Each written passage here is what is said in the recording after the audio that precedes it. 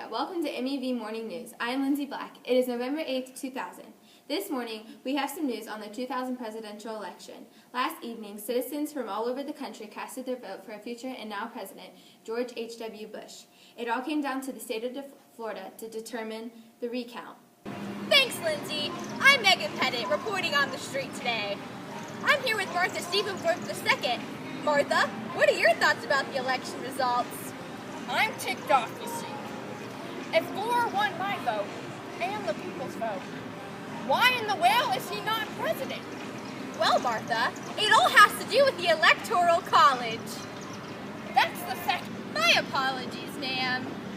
Mr. Stephenforth II, if you could tell President Bush one thing, what would it be?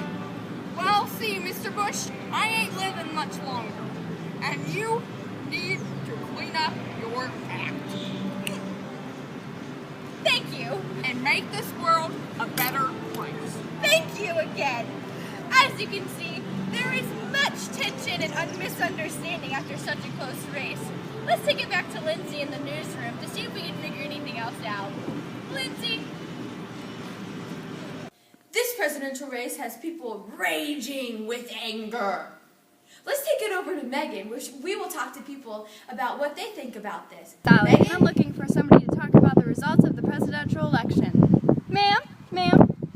Hello. How do you feel about the results of the presidential election? They are a falsity. It is a travesty of the United States democratic system. Thank you. We are live at the White House right now. We have protesters everywhere. Let's take a look. Protesters! Bush!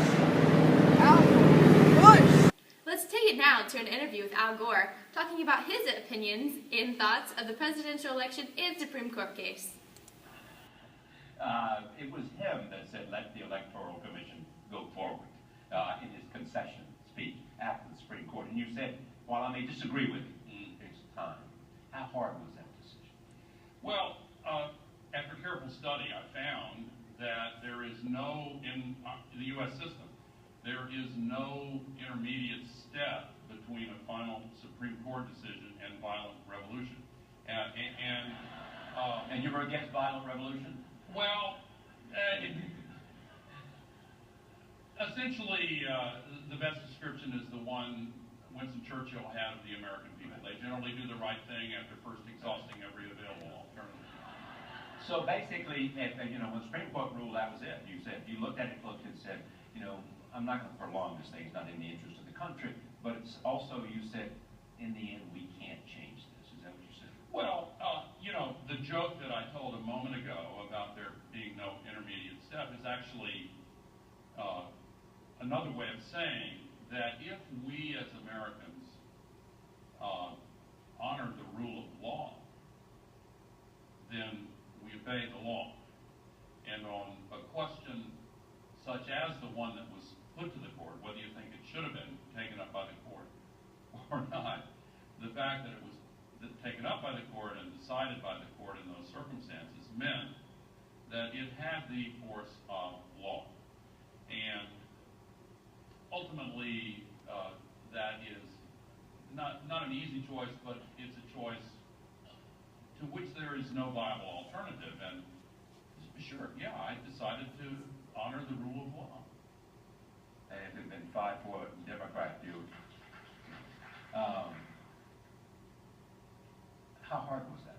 I mean, how hard was it? Oh, Charlie, I have no idea.